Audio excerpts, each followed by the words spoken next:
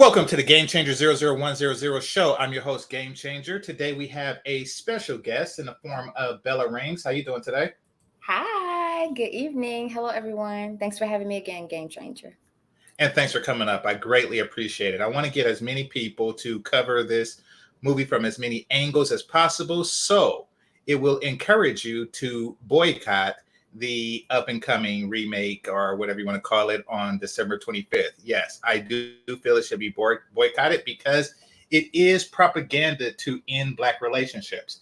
And I'm going to explain why in this series. So we're doing a character by character breakdown. And today's character, we're going to cover Squeak. Now, for those of you who don't know, she was the soft-spoken girlfriend of Harpo after he broke up with the harder exterior Miss Sophia, played by Oprah Winfrey. So that's her character, and I think that even though it was a small role, it really deserves thorough examination. So we're definitely going to do that. Now, before we get started and give people time to come in and hit that like button, who would you say is your most and least favorite character from the movie? Just offer it. Off rip. My least favorite character, I'd say Shug. I'm not the biggest fan of promiscuity, especially amongst Black women, because we already have horrible stereotypes attached to us. My most favorite character, I would just easily have to say, the character that Whoopi played. I mean, she was patient a lot of the time, but she also eventually stood her ground. And I'm all for a lioness, if you will, standing up to foolishness, whether it be coming from a man or a woman. So that'll be my answer there. Agreed. And Mister's foolishness, when the guy is, making extremely aggressive advances towards your sister, that is a level of foolishness that I can't defend. Even though this is a man's channel, and we're definitely going to go into that. We're going to cover that on this show, and on tomorrow's show, we're going to cover your least favorite character, Shug Avery, and I'm wondering if she's mine's too. I know she's her own father's least favorite character in life, so maybe that has something to do with it. Maybe. Okay, so on that scale, where would you say Squeak falls? Squeak, I think she falls right below my most favorite. I say if I had to rank them, my favorite to least favorite character, I would say she would maybe 2 or 3, being that she does possess feminine-like characters, or what we would otherwise characterize to be feminine characteristics, but I think she has some work to do, at least the character. So, really? Simply, slightly below.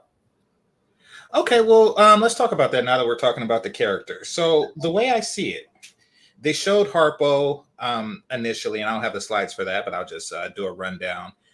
He was just trying to get Sophia, who is an older, bigger woman, to submit, to basically be a cooperative member of the household, this new household that they created as newlyweds. They have a kid. The Mister, he furnished them with the house on their land, and Harpo needs to fix it up and get it ready, and while working the field and everything, and he needs a cooperative wife to help him in this endeavor. And everything seemed to have been going wrong when he was with her. He was trying to get her to mine, and he looked to Celie and his father for advice. They didn't give him what I feel was the best advice given the circumstances and given his size, but they told him to use violence, corporal punishment, and that didn't really go too well. So through a back and forth, and after having several kids, he left her. Or they just split apart. And I want to talk about for a second and get your thoughts on this, the state that Harpo was in while he was with Sophia, played by Oprah Winfrey. So while he was with Sophia, his quality of life, his growth as a man seemed to have been stunted. But I look at the kids, it was maybe like a 4 or 5 year relationship. So, um, and when that was over, he's like, okay, now I'm gonna open up a juke joint. He was a better man after that, is what I'm getting at. Mhm. You see here, he has the juke joint. Everybody's happy, and he's making money, and he's a whole different person than that farmer that worked his father's land, day and night, and fixed roofs, and trying to. He's better without her, and I'm wondering, and this is why I brought you here. How much of that can you contribute to the quality, or excuse me, how much can you contribute the growth of a man to the quality of a woman that he's with? Do you think that a feminine woman, as you described her, really helped Harpo grow in this particular instance? Absolutely.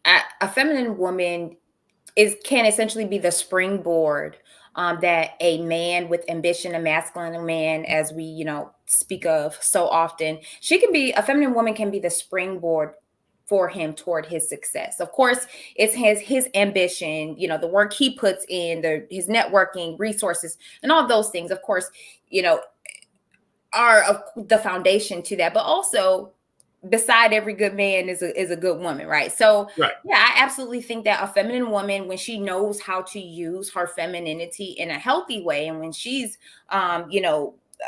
essentially taken care of by that man, I think she can be an integral part toward the success of a man.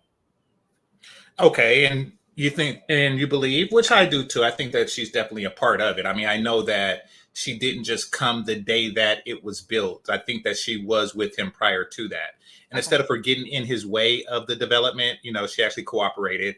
She's working at a waitress in the establishment that he created and everything. So yeah, definitely he is a better man with Squeak than he is with his wife Sophia. Now, on to the next one.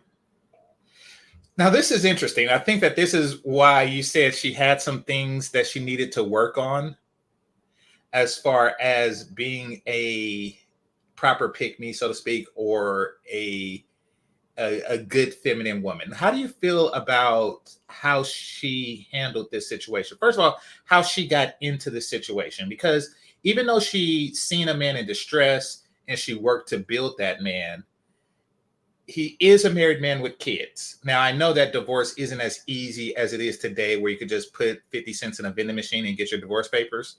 I do know that it was an ordeal, especially if you had kids. So I'm pretty sure they were divorced in every way but on paper.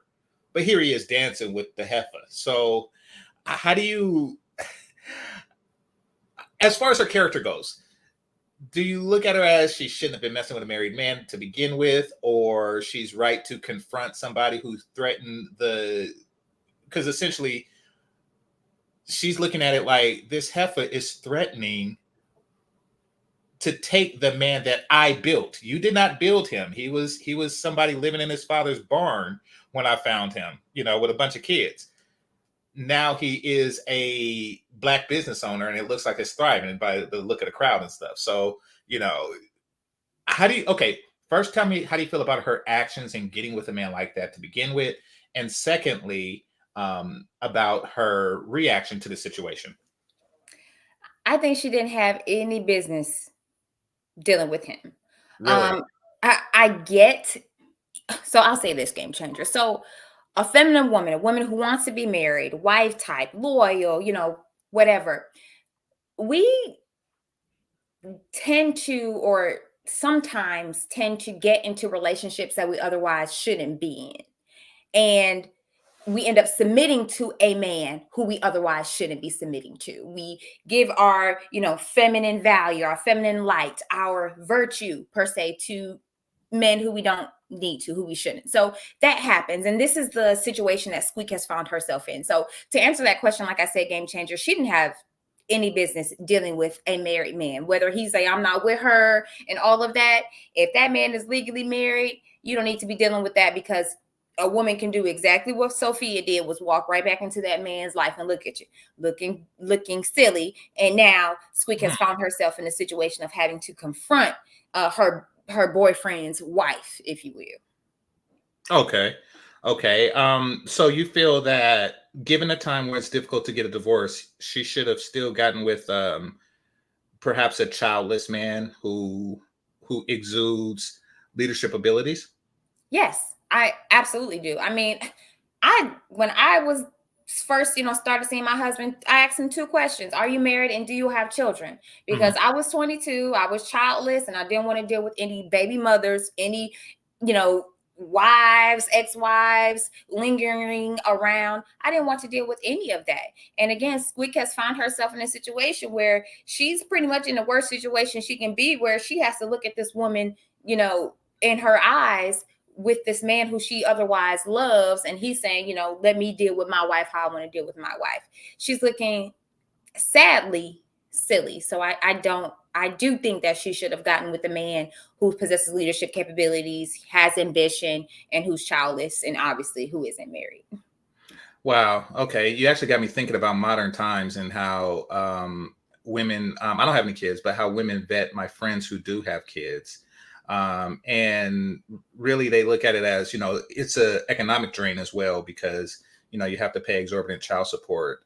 So even guys who have a healthy income, find themselves, he would essentially be providing for two families at that point. Exactly. So, he finds himself in that situation, and there's really not much a person can do with that. So, yeah, that is a conundrum. Okay, but she did make that choice, and right when she was thinking everything was going well, he's the son of a landowner, a large landowner, and he has a juke joint, which means that he has imagination, creativity, and people skills to attract people to this particular establishment. So, she made her decision, and now here's the confrontation.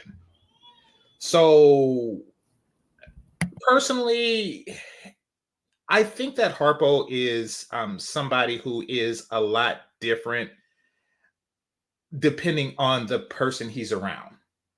So, he turns into like this goofy Jar Jar Binks person when he's around a strong personality like Sophia's, but he becomes domineering when he's around Squeak. And when the two of them are together, he don't know what to do, so he froze up. But you should not let what happened happen under any circumstances. That's my opinion on Harpo. You need to man up and take control of that situation immediately. It should not have happened like that. We all know that Squeak threw the first slap. She threw the first verbal insult and everything, and then it went south real quick. But okay, what in particular do you think was wrong with how she handled it, and how do you feel? What would you say would be the most ladylike way to have handled it? Good question. The most like way to handle that, I mean, I have no issue with her confronting Harpo.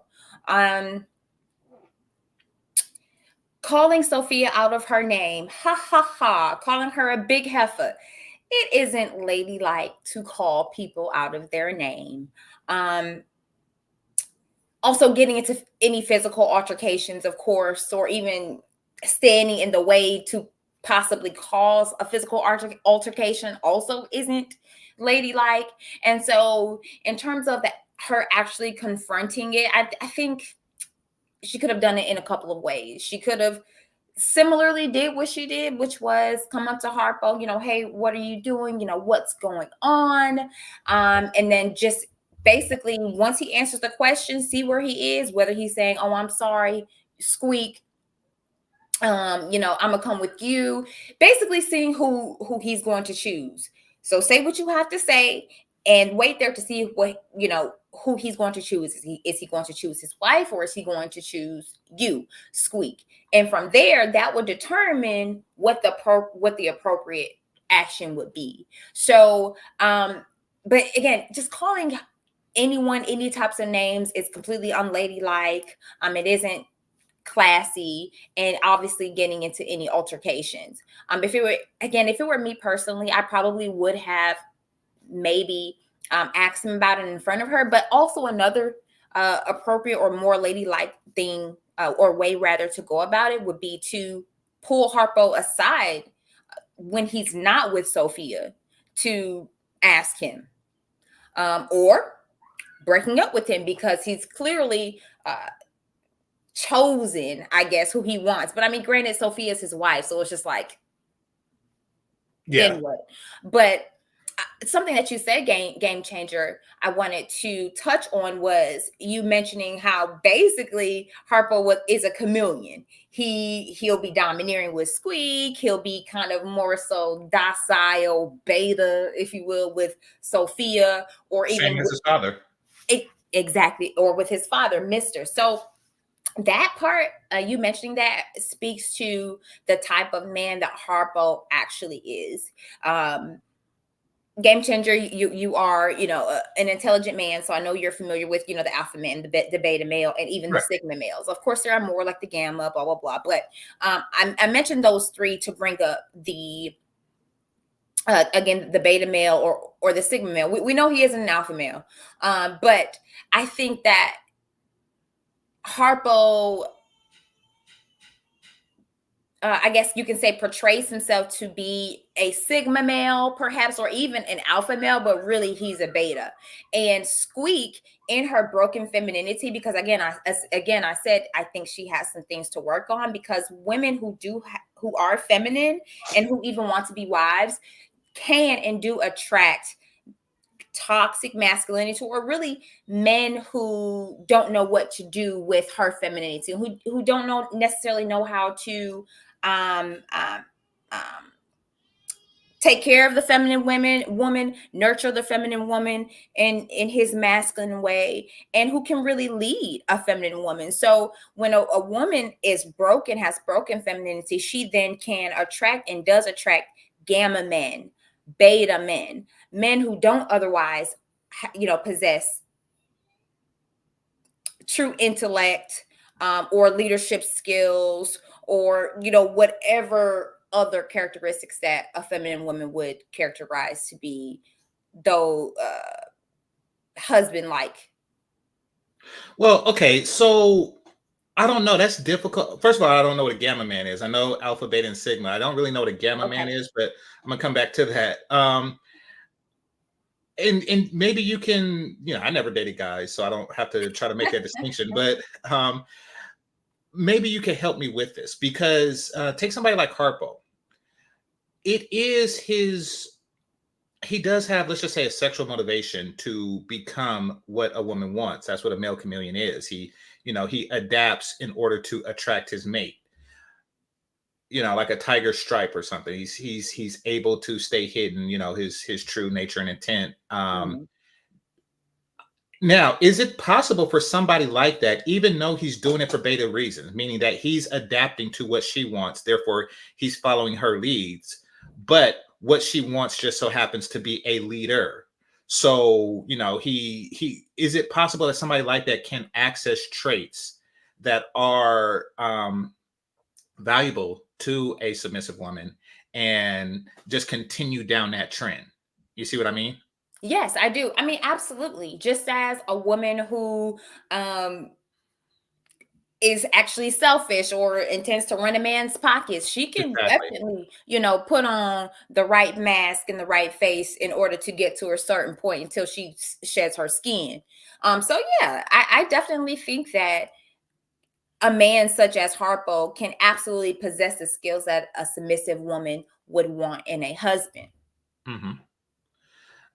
So do you think that a relationship with a submissive woman and a man like Harpo, barring situations like this, because this is an instance where Harpo is forced to, change colors to meet two different types of people. Mhm. But like long term, do you think that it works with that particular type of man? It could work long term or indefinitely with that particular type of man, or that he may even get so used to being this particular color with this particular woman that just becomes his natural state. Hmm. Good question.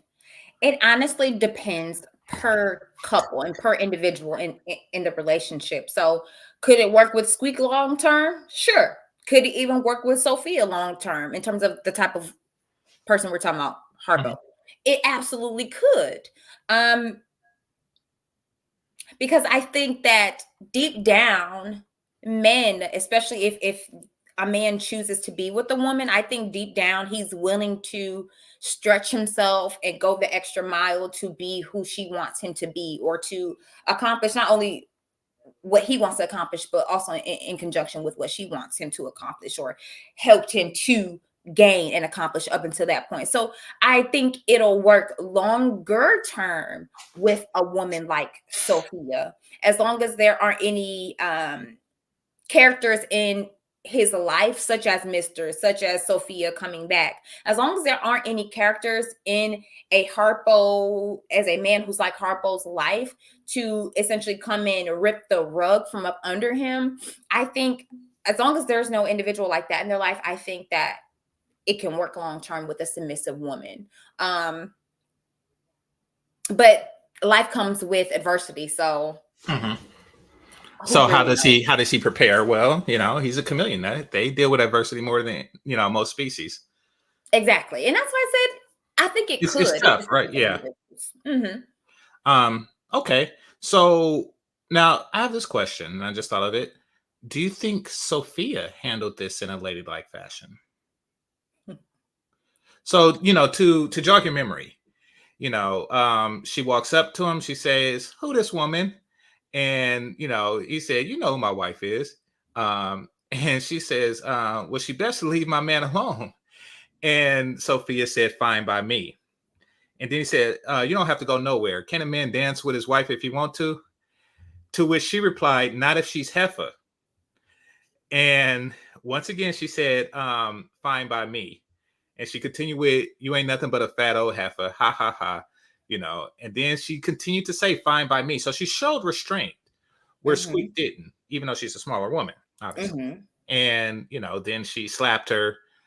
Do you think that Sophia handled at least this situation? There's not much I would say about, Sophia. I hate that I'm even asking a question, you know, putting Sophia and ladylike in the same sentence in a question. But do you think that she handled it in a ladylike way? I think she handled it. I wouldn't call it ladylike, but yeah, she displayed restraint, just as a man would when he's not trying to throw some hands Hmm. with a dude who's popping off, talking too much. I think she definitely showed restraint. I mean, because at the end of the day, she knew she had the leg up. She knew she was a wife. I mean, you the side chick, you know. And Harpo is still in my face, gawking over me and saying, don't you know who this is, woman? This is my wife. So Harpo even showed, like I said, that she has a hand up, that Sophia had a hand up or a leg up over Squeak, despite the work that Squeak had put in up until that point with helping him build his business. So really, Sophia, it would have made no sense for her to automatically jump on the defense to Squeak confronting Harpo. Now back to Squeak, I think being that she knows that she's not the wife, and that Squeak did show who he was most or more loyal to, I think it made her feel some type of way. It made her feel inferior. It possibly made her feel, ugly, unwanted, unappreciated. And she considering Sophia's size, she wanted to knock her down a few pegs. And being that Figuratively, yeah. Squeak uh, perceives herself to be better than Sophia, she used that fact to try to bring her down in the hope to offend her so she would go away. Obviously, Sophia is very masculine, so that didn't work. Hmm. But I think that although we're talking about the femininity of Squeak and things of that nature, let's not forget that again, feminine women sometimes do find themselves in competition for a man with even another feminine woman. And when that happens, game changer, those women, whether it be overt or covert are attempting to compete with one another to prove why she's the better choice for this man. But again, Sophia's got the leg up because she's the wife. So Okay. I mean, Sophia, and it's funny because, and maybe this would be a good time to explain to me what a gamma man is. Because I thought it was somebody that pledged G5G in college, but, so from my memory, a okay. gamma male is essentially very similar to a beta male. So Okay. he's not a natural leader. He basically falls in line to what the alpha male says, or even if a sigma male has to be in a leadership role, he will fall in line and subservient to that. But a gamma male also thinks that he possibly should be the leader, although he isn't as intellectually sound as he would otherwise need to be to lead. So that's what I understand to be a gamma male, and yeah, just another form of male hyena, if you ask me. Okay. I'm gonna get into that because I really want to break that down. I disagree with the way things are categorized there, Sure. but we'll get into that. Okay. As far, what Greek letter would you give to, just as a quick aside, Sophia's, you know, boyfriend or date to this, a gentleman named Buster who says, who really, while all this was going on, he was just sitting and having a drink, while his girlfriend is dancing with her ex-husband. He's, at least Squeak had the testosterone to step to, Sophia, but he just kind of sat and let his chick dance with her husband, like right in front of him, and get into an altercation and get called heifer and slapped. He's just sitting there, not even on camera, having a drink. What's your thoughts about that? What Greek letter would you give that person? Definitely not alpha. Okay. That's a really good question, game changer. But really, I don't know. I'm bouncing back and forth in my mind between a beta male and a sigma male. I'm going back and forth between the two because um sigma men don't always have to be to the forefront, are not always confrontational, but also they stay in their lane. Mm-hmm. So if a sigma male, may see a woman who he's, taken to Pound Town, and her main guy is coming into the picture in some sort of way, he may say something or he may not. He may just go with the flow. And I just don't think, I think that sigma males don't always have to, again, they don't always have to be the center of attention or like the first man up. So, they just may be like, hey, when she's ready to come over here, if I'm available, I will I will succumb to that. But on the other side, I think probably a beta male, because he doesn't want to, get in any altercation. Mm-hmm. So a sigma male will get into altercation, a beta male will not. And obviously an alpha male would. So I think probably between a sigma who may be a F boy or a beta male who's just, doing his Yeah. thing. There's a series of decisions that, and once again, I don't really like the Greek letter categorizations, but no man should really let something like that go as far as it did. I understand how sigmas work. You display alpha qualities when needed on an as needed basis. I can say that there were several as needed situations, that would have avoided this. The moment your girl says, "Hey, I'm about to go to my ex-husband's juke joint," like, it's like, maybe that would be the time to speak up. Like, it just kind of like got worse and worse, until, after this fight, she's punching a grown man in the face. Like, oh dang. Like, it's like there you had to have stepped in at some point before it got there. Come on now. I agree. All right. And salute to Chantel. Welcome. Okay. We are going to do Suge Avery and Sophia tomorrow. So I'm not going to speak too much on Sophia today. So moving on. So little light skinned girl slaps big alpha female, and these are the results. She was knocked into a convenient. I don't know why you have like a juke joint with like a open trap to the river underneath you, but like, hey, you know what this place needs? It needs a hole that goes to the river underneath us, and we need to open it while we're on a dance floor, because all good clubs have a hole in the dance floor, but. But she got knocked into that, and then a brawl ensued, and she's like, Harpo, what about me? And yeah, I mean, I understand Harpo is not a tough guy, and he was busy dealing in the brawl himself, but it's like, hey, it's your actions that allowed this to happen. You could take time out to see what's up with her. Did she even know how to swim? Like, I mean, that's my thought on that.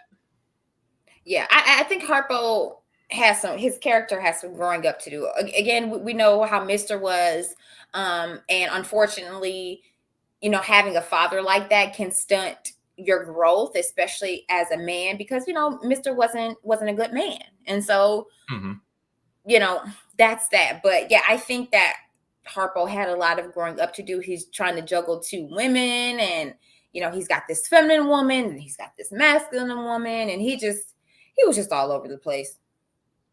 Okay.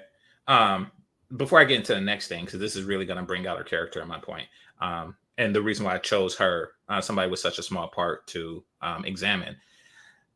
Do you think that alpha females can get with alpha men successfully?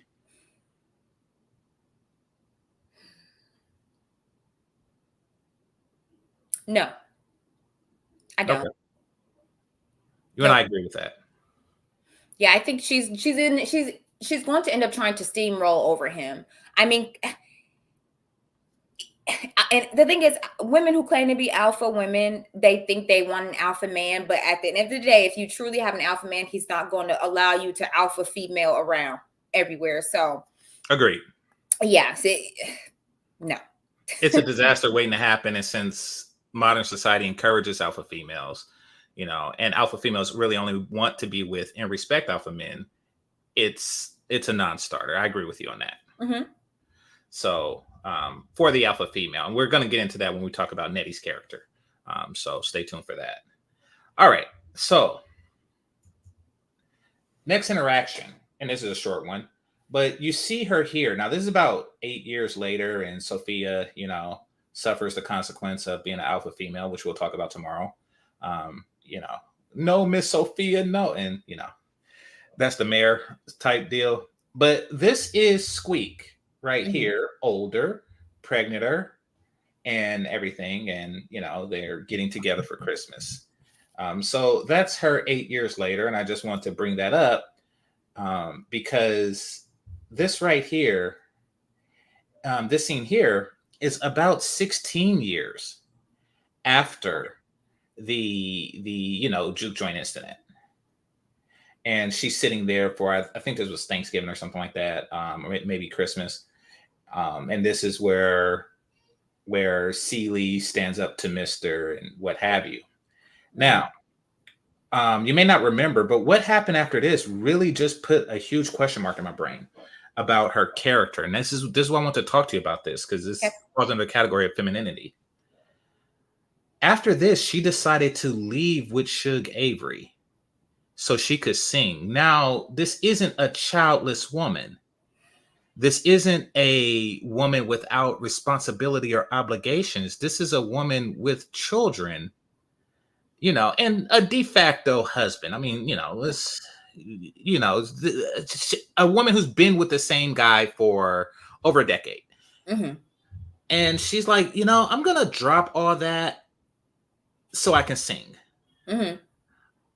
We don't, they don't really show on camera if she can sing, if she's capable of it. She didn't mention that she wanted to do it. She didn't mention to Suge that she wanted to do it years ago when she was childless and in the juke joint with her. Help me, with your understanding of femininity, female nature, help me understand this decision, because to me, this really brings her down as far as what I thought her value of womanliness was. Absolutely. And mind you, GameChanger, I have 2 children. I've got a 1.5-year-old and a 3-month-old. So I'll say this. I think that she's trying to get a piece of what's her name? Mary. What's her government name again? Mary Agnes. Yeah. Yes, Mary Agnes. She's trying to get a piece of Mary Agnes back. She's been immersed in wifedom. She's been, immersed in trying to please and helping him run the business and all of those things. So I think GameChanger, again, she's trying to get to feel like Mary Agnes again. And she's finally grown up. So she's had more life experience. She's, again, been dealing with this man. She's, she's grown up, if you will, and she's looking back in her life and she's realized how much she hasn't accomplished, or she's realized that maybe she doesn't feel fulfilled. And so I think that's where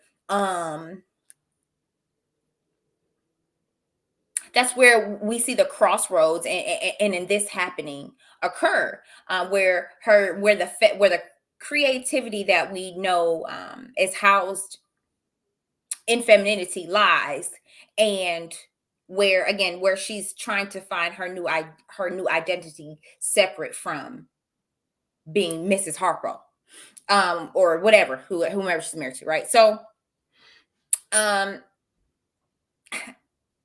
that. Now, in terms of if that isn't desirable or if that isn't feminine or not, she 100%, in my opinion, was wrong and selfish, because, girl, you signed up for this. You're married, you're pregnant. Come on. It goes from you being, the only one you have to think about, and then when you get with the man, it's you and him, and now you're thinking about children. So you have to put your family first. It's not that you are no longer important, but you have to put your family first. And Squeak, in this case, has made a decision that she was going to prioritize herself and her dreams later in life over the family that she and her husband created, which ultimately is never a good thing, because she not only is going to negatively affect her husband's life, but her unborn child in this case. And again, which is something you never want to do, because in my opinion, with being a truly feminine woman who wants to build and create a family, you have to think about how your actions will affect your family, especially your children. And in this case, we doesn't care, or she's running away from something even. Okay. It's unfortunate, but I don't think that she's unique. And I like the explanation that you gave for her behavior. It's unfortunate for all involved, especially the children, that I don't think that her behavior is unique. And No. this is just coming from anybody who's been in long-term relationships, that, there's like a inevitable stage that many women have of melancholy, if you will, where men get confused. They don't know what to do, but they do seem to have that feeling of I'm unfulfilled, when the ideal would be that, the life, in this case, maybe even luxuries that, that Harpo has undoubtedly provided her, in addition to the children and things like that, should be enough to fulfill you. I understand you have hidden talents. We all do, but what you have is very okay. And, it does seem like her, just like with many women, and I'm thinking of Jada Pickett, for example, who use the word, unfulfilled, unhappy, et cetera, just randomly, yeah, being talented and pretty and getting with a man who's handsome and rich and, and having 2 kids, but I'm still unfulfilled. So, hey, August, these things come randomly in relationships, and it's just now in modern times, it seems like women are acting on it, without regards to, the husband, the children, et cetera, et cetera, et cetera. So this is an example of that. Mhm. What do you suggest a woman in that state do when she feels that emptiness? And what do you think a man should do when dealing with a woman who's feeling the emptiness?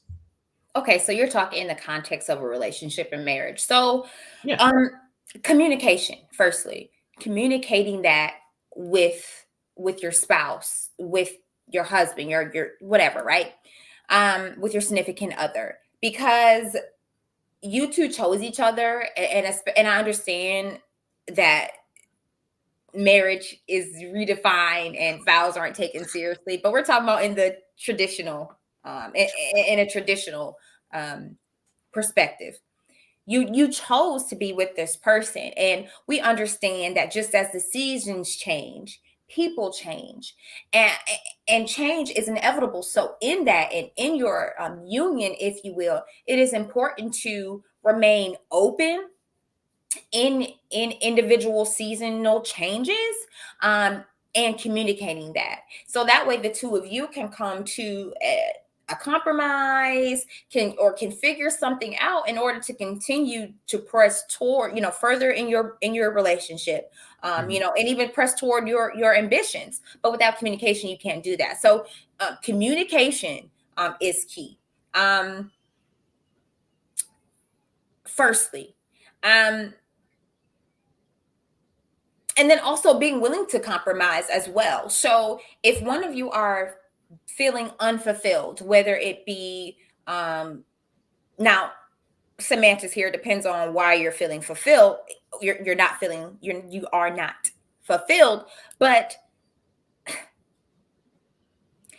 always try to come to a sort of middle ground, a sort of again solution toward getting fulfilled. Now the thing is, you also have to question game changer while you're having these conversations within yourself and with your significant other. Is what I'm feeling, is it superficial, or is it something that, or does something, or can I find something to actually fulfill that? So is my spouse not giving me enough attention? Do I want to contribute more financially? Do I think that my talents are being untapped to? Do I, untapped? Do I want to write a book? Do I want to move to another state? There's a whole lot of questions here that you need to ask yourself before being ready to pull the plug and leave and uproot and leave everyone.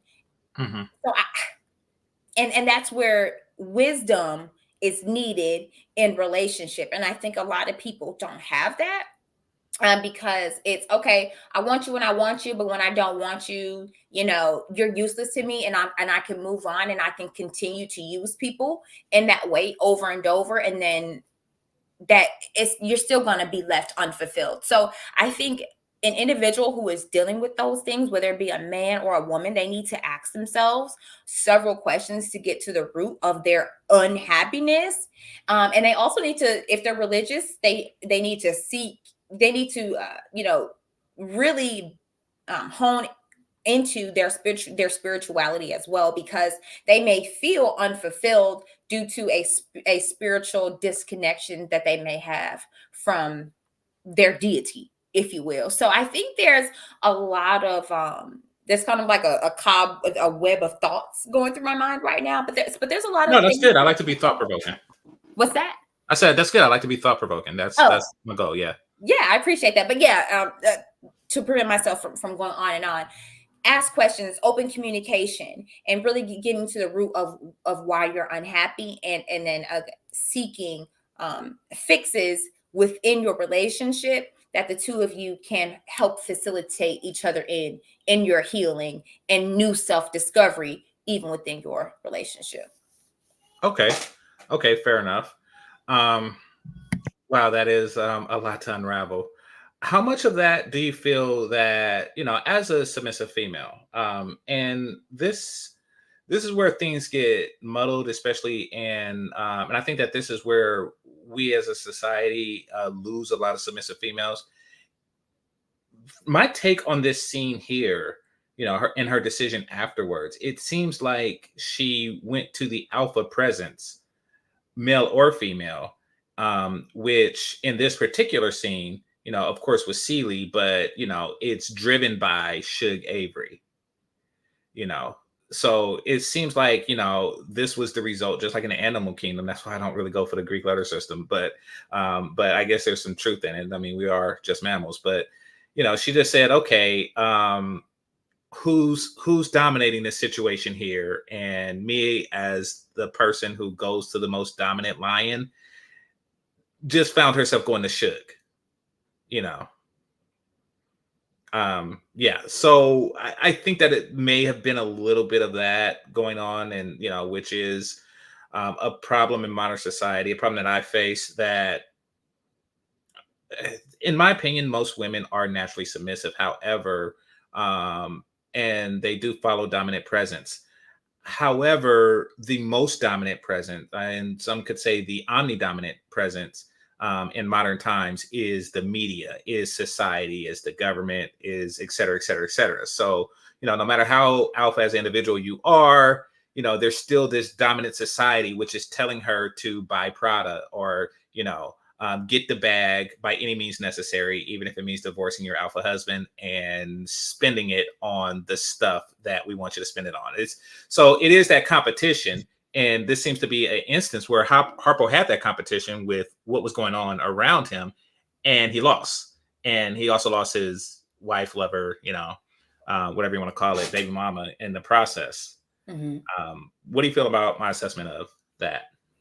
I think that's accurate, because I was, while you were speaking, I was actually just thinking that one could say Shug represents the current, feminist movements that's happening. She can represent the, the whole, strong and independent mantra, the comfortable in my skin, slut walk, all. She can represent the movements that we otherwise see today.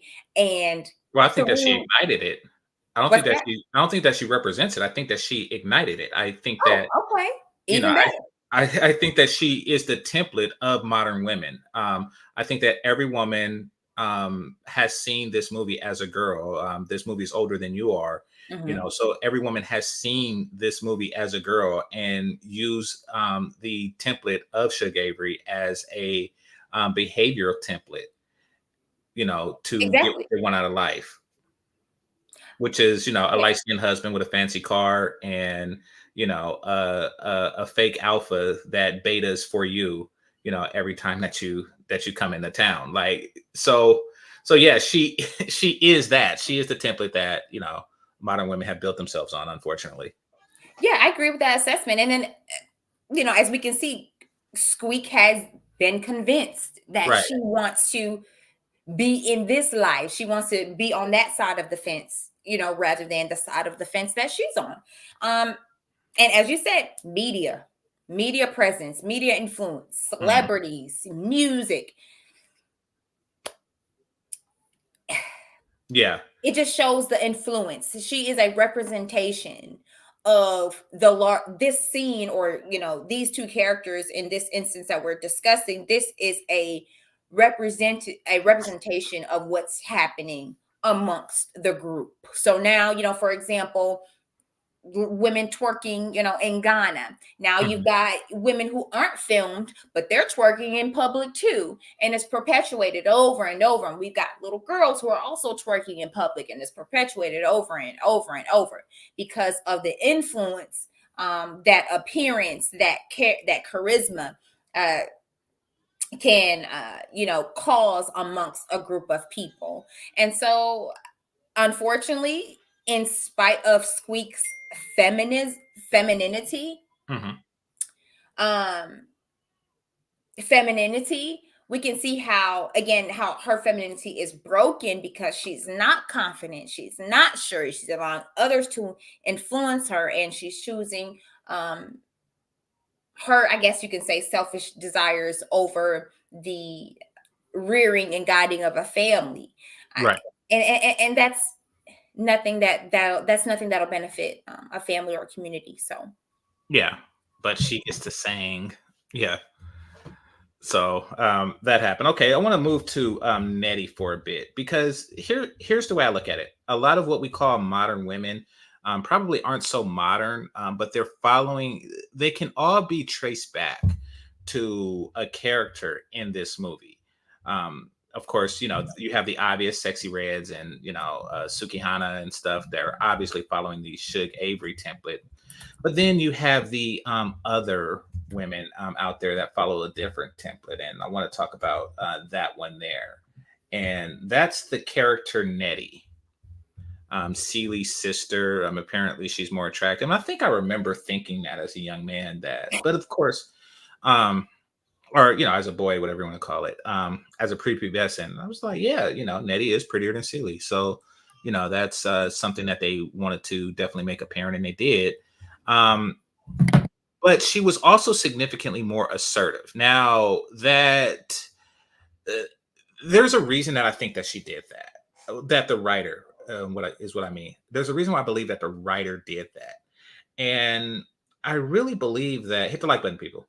I really believe that women tend to, and if you want to influence women, you always associate certain characteristics with the prettier woman. So if the prettier woman does this, then the rest of the women who are watching in the audience, they of course want to follow suit. They want to associate themselves with the prettier woman than the lesser woman. You see this dynamic played out with Suge Avery versus Celie. So that's a way of promoting a certain type of behavior. Now, this scene here is her handing Mr. Samel. She got tired of her incestuous, molestuous father advances. So she's like, okay, let me live with my sister and my brother-in-law, who don't live too far away. So she hitched a ride with the mail carrier, and she's now handing them the mail, and she appreciates him letting her stay there.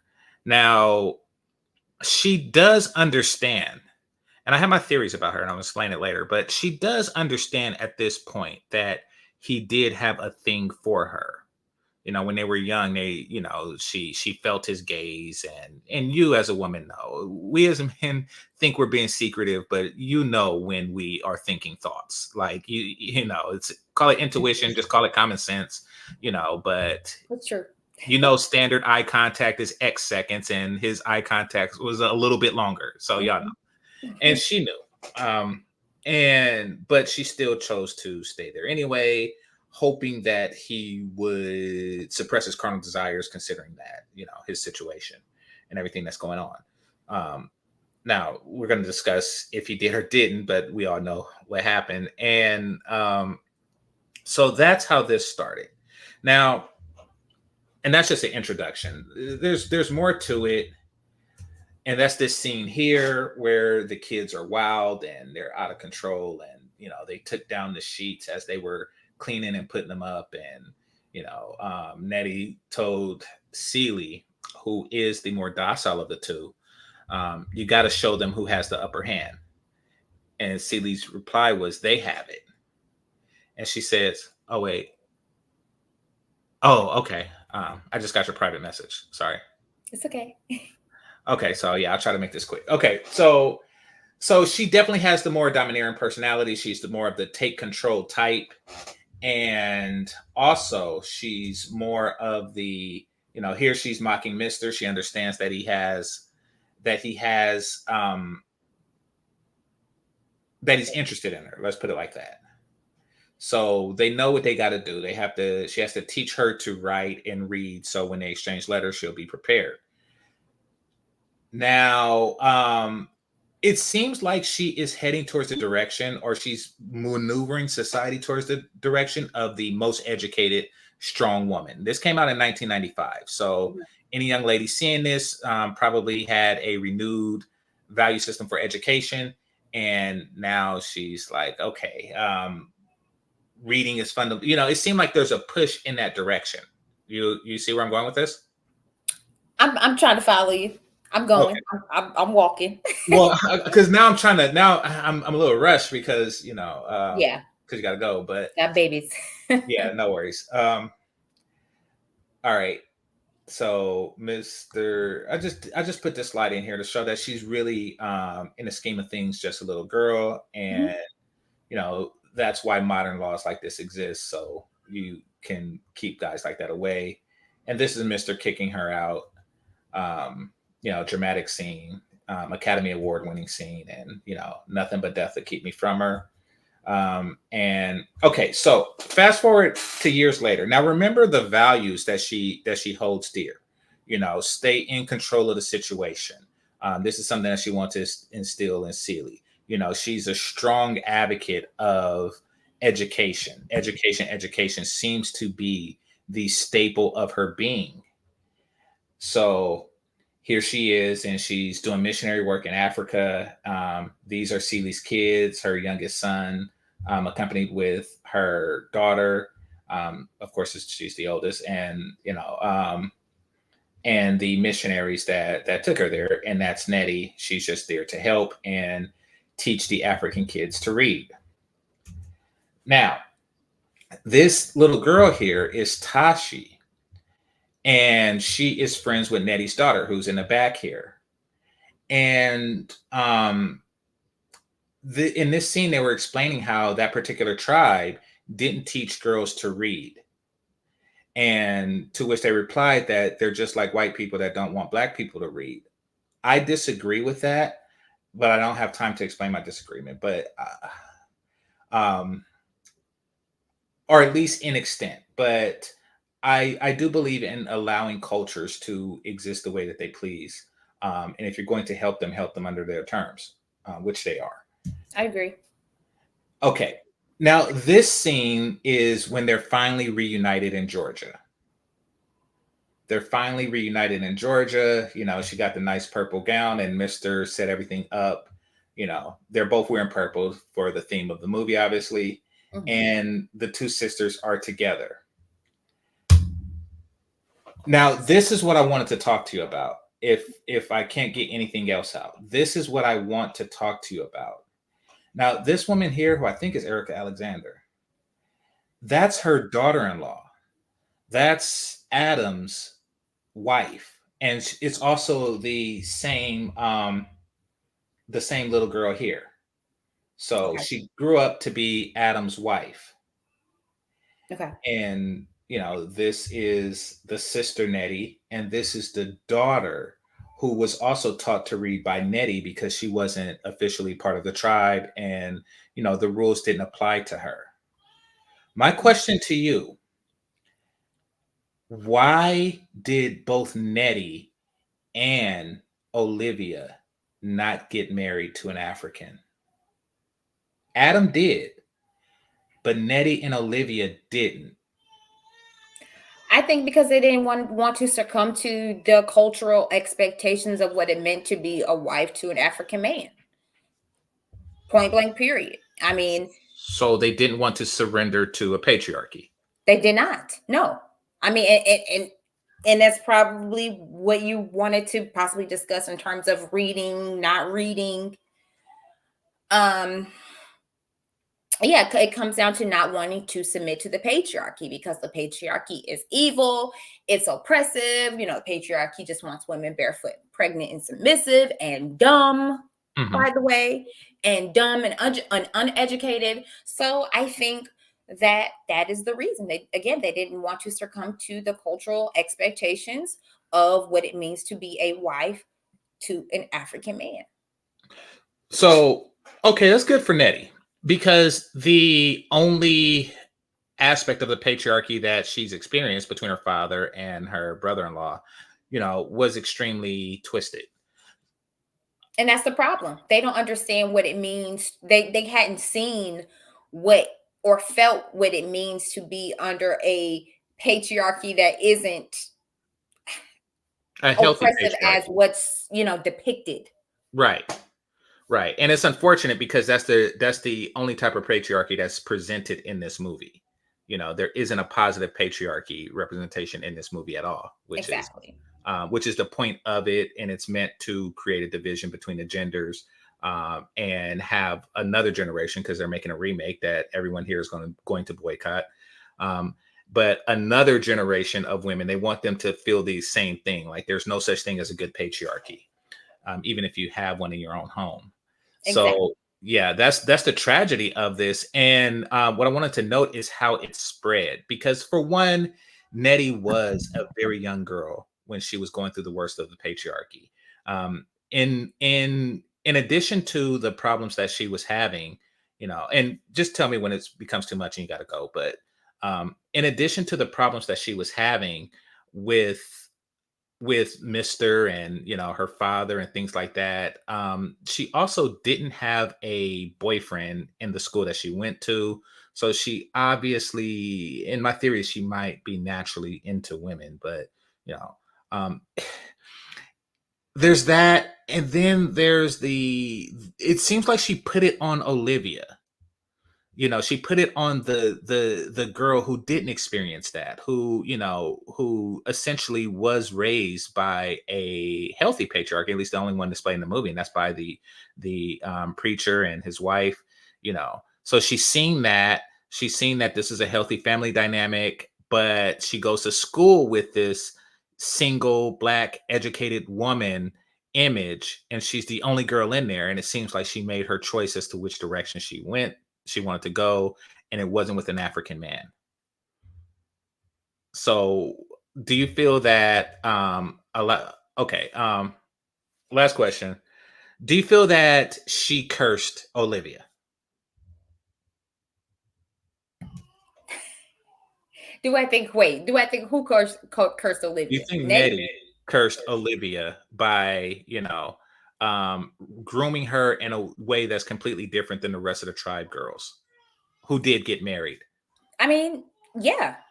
Just as people are influenced by the feminist agenda, women are influenced by the feminist agenda, even though they may deep down feel like they actually want to have a family and be under healthy patriarchy. Mhm. Yes, because she gave her the perspective and the shades that she was looking at and through in the lens that she was looking through, rather than helping her see what the world actually was like. But when you grow up in such a under such harsh and traumatic conditions, that shapes your world.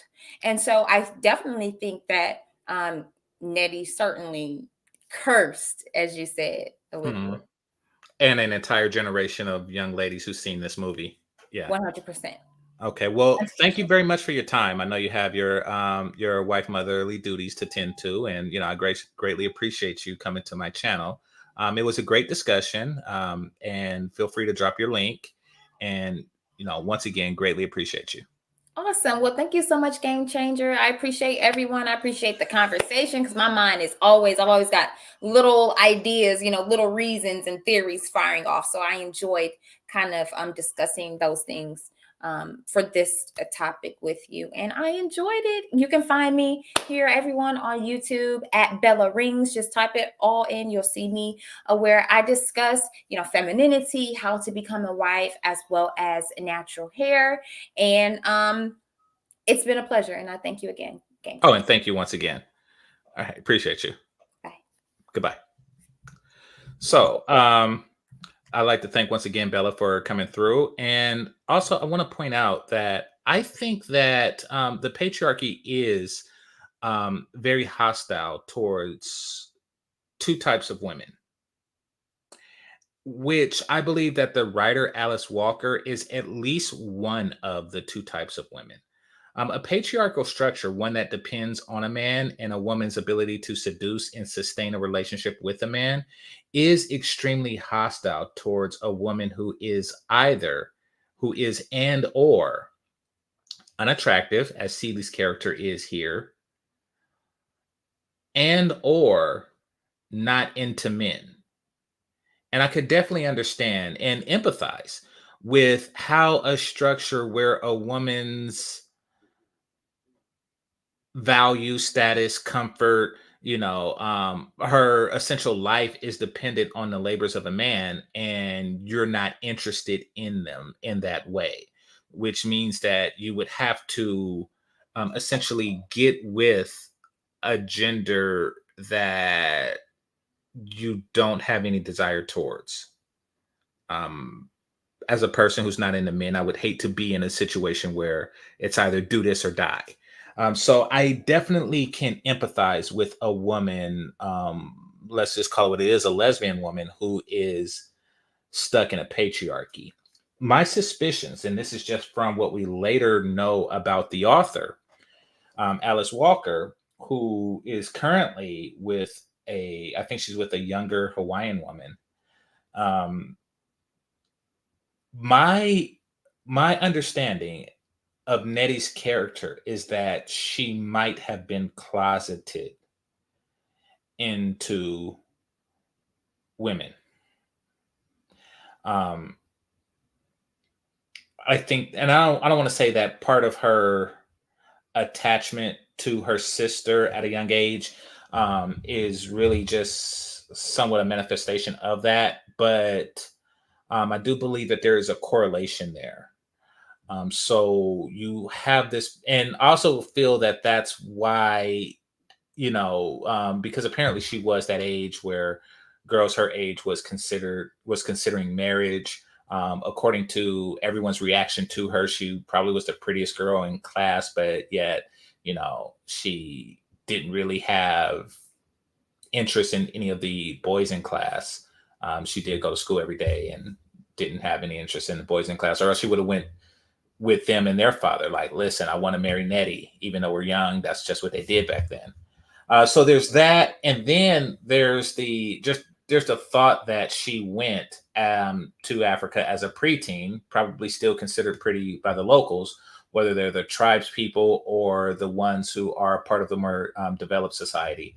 Um, she just throughout all the years focused more on her career than she did establishing a family of her own. And that could be, and it very likely was, at least from the writer's perspective, that she wasn't wired that way, which I do understand. And I actually can sympathize with. It's, she's just in a different mindset than the rest of the world. So, and that society didn't really have a lane for people in her situation. That aside, her relationship to it rubbed off. It rubbed off. She became the feminine example to Olivia, to the daughter of Celie. She became a feminine example of that, which definitely affected her in a negative way because she also avoided contact with the young men and boys in her tribe or in that particular tribe, her whole life. Apparently for a long period of time she went single, childless, educated, etc., etc., etc. And at the end, and this is unfortunate for all the women who follow women like that, for one, they have to stop and consider that they might not be wired the same way that they are. In the sense of Alice Walker, they just might not be wired the same way. So they need to find what's best for them, like Tasha did when she married, Adam. And also, they need to, how can I say this? And it's hard because we're talking about people who are influenced at a very young age. They need to really avoid toxic influences. And really, that's the parents' job to help them to avoid toxic influences. It's like, listen, do what you do, but make sure you're doing you. Make sure that the way you're behaving towards others isn't a direct reflection of someone that you wish to emulate. And be careful who you emulate because their desires and designs might not be the same as yours. So, that being said, here, let me stop this. I'd like to give a special thanks to Bella Rings for indulging me in this. I know that this is part of a series, by the way. I'm going to do other characters. So far, we have done Mr., we have done Squeak, we have done Nettie. Next, tomorrow we're going to do Sophia and Shug Avery with Chantel Simone. So stay tuned for that. That's going to be late in the afternoon. And I appreciate you staying with us for this series. I know this was a smaller one, but it was definitely necessary to discuss that character. All right. With that, I'd like to thank everybody that participated. Special thanks to Miss Bella Rings for coming through. I know that she had a lot to do. She was very busy, but thank her for coming through. Make sure you subscribe to her channel. And this is GameChanger 00100. Game over. Peace.